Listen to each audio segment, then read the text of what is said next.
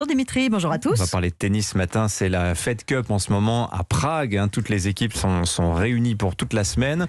Alors elle s'appelle plus Fed Cup d'ailleurs, il faut dire Billie Jean King Cup et son nouveau modèle est calqué sur celui de la nouvelle Coupe Davis pour les hommes.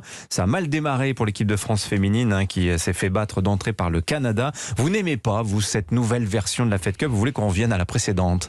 Tous les gens qui suivent un peu le tennis se doutaient que cette nouvelle compétition par équipe serait un fiasco, mais c'est encore pire que ce qu'on pouvait redouter.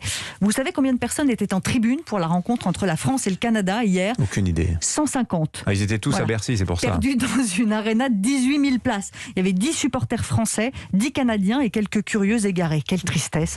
Ouais. Les joueuses françaises se sont mises en cercle pour chanter la Marseillaise et oublier qu'en face d'elles, il n'y avait que des sièges vides. J'avais même l'impression qu'on était revenu aux pires heures de la pandémie et du huis clos. Mais non, pas du tout. C'est juste que ce match n'intéressait personne. Quelle surprise, hein. France-Canada au premier tour de la Billie Jean King Cup à Prague et les Tchèques ne s'y précipitent pas, vous m'en direz tant. Ce qui a toujours fait le sel de la Fed Cup, comme de la Coupe Davis d'ailleurs, ce sont ces ambiances électriques en tribune. Une équipe nationale portée par son public, ou alors quand c'est à l'extérieur, cette équipe qui doit affronter les joueuses d'en face et l'ensemble de leurs brillants supporters. La France est tenante du titre de cette compétition, on le rappelle.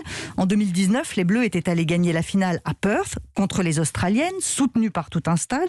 Un week-end mémorable pour un exploit majuscule. J'espère que les joueuses gardent ces souvenirs précieusement parce qu'on ne revivra jamais ça avec la nouvelle formule. Voilà, justement cette nouvelle formule, c'est que toutes les équipes sont réunies au même endroit pendant une semaine, façon Euro quelque part. Il n'y a plus de matchs à domicile ou à l'extérieur. Oui, on fait fi du public, des supporters et on enlève tout ce qui faisait la magie de la Fed Cup. Avec cette nouvelle formule, on voit mourir sous nos yeux les compétitions de tennis par équipe, tout simplement. Il reste quoi si on enlève la passion dans le sport? C'est assez drôle que la Fédération internationale ait changé le nom de Fed Cup en Billie Jean King Cup. Billie Jean King, c'est une des plus grandes joueuses que le tennis ait connue. L'américaine a tout gagné, elle est aussi très engagée en faveur de l'égalité des sexes dans le sport. C'est l'histoire du tennis. Alors que cette coupe qui porte son nom, c'est plutôt la fin de l'histoire. Et il n'y a pas de happy end. Sur terrain neutre, il n'y a personne en tribune et pas grand monde non plus sur le court. La plupart des têtes d'affiche du tennis féminin ont décliné l'invitation. Que la Fédération internationale nous épargne cette pathétique plaisanterie. Vous avez essayé de changer la formule, c'est un échec, tout le monde peut se tromper. Il suffit de le reconnaître et de nous rendre la Coupe Davis et la Fed Cup, les vrais.